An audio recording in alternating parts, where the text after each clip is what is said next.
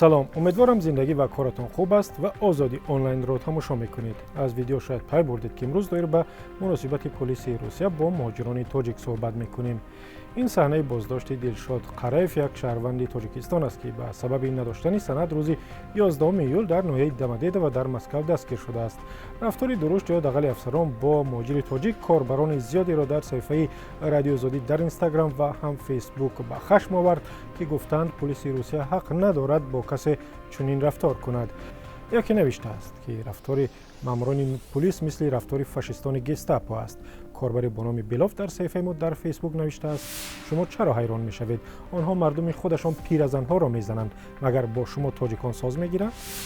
اما در این میان کاربران زیادی خود مهاجران را هم تنقید کردند که قانونهای روسیه را رعایت نمیکنند.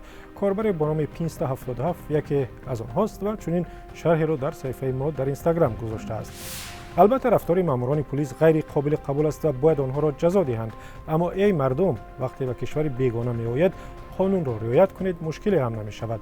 اگر سند را گم کردی از سفارت بگیر تا این پگانداران عذاب ندهند. چرا زندگیتان را مشکل می سازید؟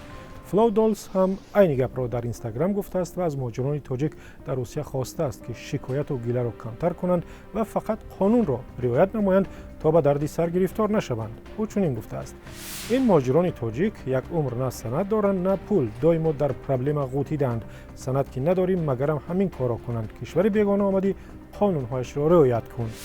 کاربر با نام ظاهرجان 007 هم در اینستاگرام گفته است: یگانه راه خلاصی از درد سر و نافتادن به دست ماموران پلیس رعایت قانون است. او چنین نوشته است: سندها را قانونی کرده گشتن لازم. قانونهای کشور بیگانه را رعایت کردن در کار است. میلیسا این جوان را بی اساس دستگیر نکرده است. اما آنهایی که ویدیو را به رادیو آزادی فرستادند گفتند ماموران پلیس روسیه از مهاجر تاجیک 10,000 روبل رشوه خواستند و چون او پول را نداده است دستگیر کردند تا به اداره پلیس برند.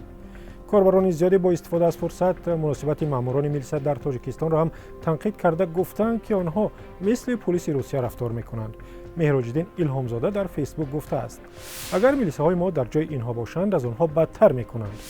کاربر دیگری در اینستاگرام با نام سمیف 4206 هم عین شرح را نوشته است که همراه میخوانیم: در وطن خود ما میلیساها از این بدتر میکنند. در یگان جا از حقوق خودمان دفاع کردن نمیتوانیم. عبدالرحمن 9963 هم در شرحی که در اینستاگرام گذاشته است میگوید که از رفتار پلیس روسیه حیران نشوید و ماموران میلیسا در تاجیکستان را مثال آورده است که چگونه با شهروندان مناسبت میکنند.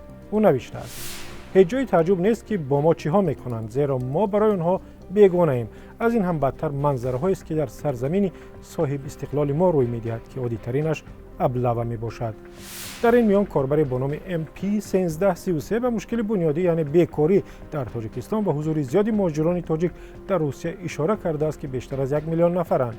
او کوتاه و با زبان روسی چنین شرحی را در صفحه ما در اینستاگرام گذاشته است: من امیدوارم روز در کشور ما جایهای کاری زیاد می شود و هیچ یک از برادران و یا خواهران ما به روسیه نمی آیند. البته شما هم نظری دارید و میخواهید بگویید، پس نویسید یا در ویدیو ثبت کنید و بفرستید به همین رقمی که میبینید از طریق واتساپ، وایبر و یا تلگرام و ایمو. صفحه رادیو آزادی منبر خوبی دیگر برای بحث و مکالمه است. برنامه اینجا به پایان رسید. تا دیدار در برنامه دیگر.